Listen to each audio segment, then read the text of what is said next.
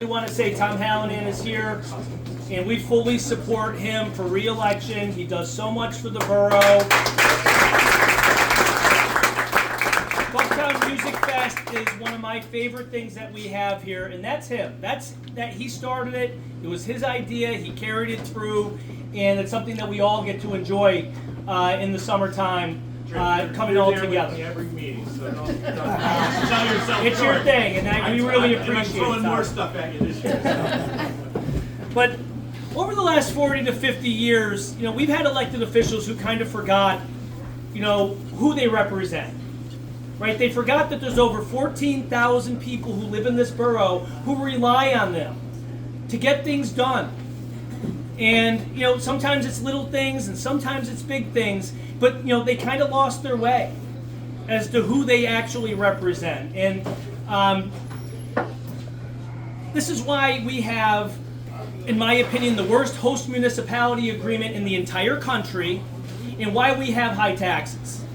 Okay, that shouldn't be. Now, over the years and decades, many have tried to do the right thing, to work for the 14,000. People like my great uncle Jerry Conway, people like Vince Amico, people like former Mayor Tim Burke, just to name a couple.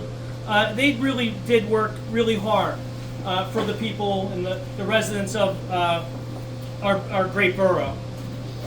Now, over the last 3.5 years, we've gotten a lot done. Okay, I'm so impressed with the leadership of Vince Amico as council president, Janet Breyer as our council president, Max Conway as our mayor. We've gotten so much accomplished. We just, like the mayor said, we passed a rental registration ordinance. So we're finally going to get a hold of these out-of-town landlords. That's the real big concern, is the out-of-town landlords. And if you live over 20 miles away, the owner lives over 20 miles away, they have to have a property manager on file who's going to get a call if something goes wrong. Like, that's really big. A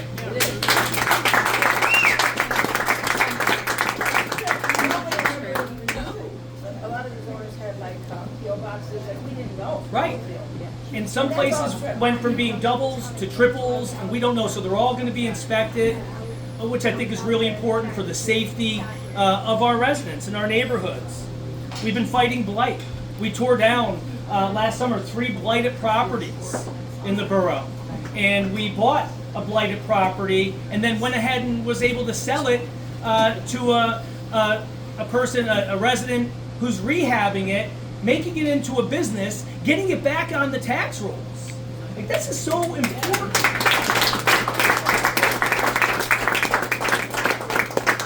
We all know the potholes, right? We hit them and you wonder what's going on. But over the last 2 years, we spent over $2 million on paving, okay, and patching various areas, and we're going to do our best to continue that as well.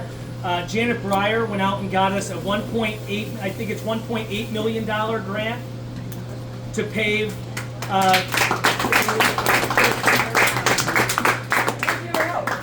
The Keystone Industrial Park Road, and it's going to be curb to curb. It's going to have a bike lane, and that's just going to be just another huge improvement. We're going to get done the intersection down by Dunmore High School, where Electric Street meets Quincy Ave. We're going to get that done, which, if you've been down there, you know that that's just a horrible intersection. So all the lights are going to get done. The sidewalks are going to get done. The street's going to get done. The crosswalks, we're working on crosswalks right over here on Greenridge Street. We're working on getting those done. And writing grants is something that hasn't been done in this borough for decades. And now, especially with Catherine, with the feral cat ordinance, and Janet writing ordinances, or writing grants, it's been amazing. The amount of money that we're able to bring into the borough to get things done. It's never been done before.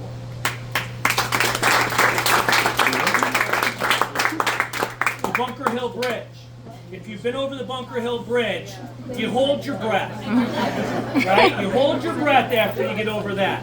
Well, with Vince Amico and Janet Breyer leading the way, our council has gotten on the, well, what happened was the county said that the borough owned it, the borough said that the county owned it, so it became known as an orphan bridge. Well, we took possession of the bridge to get the ball rolling because nothing would get done if we kept it at that status. And so we are now on the state tip list, and it's going to get done. It might take a few more years. I'm hoping over this term it's going to get done, but it's gonna get done.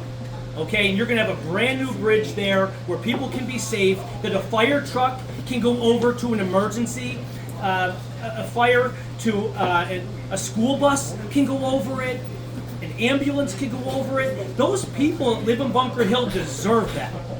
They pay their taxes, and they deserve it. And so to start wrapping it up, we settled all borough contracts with our unions. Okay, we got that done.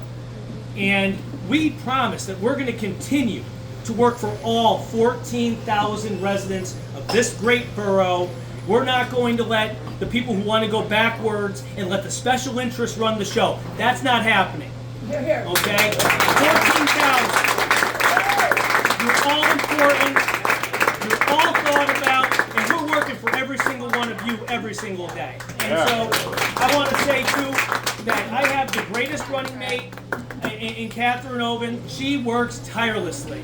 I'm telling you, tirelessly on so many different issues all over this borough. And so I can't be feel more fortunate and happy to have such a great person like Catherine by my side. We're going door to door. We're going to hit every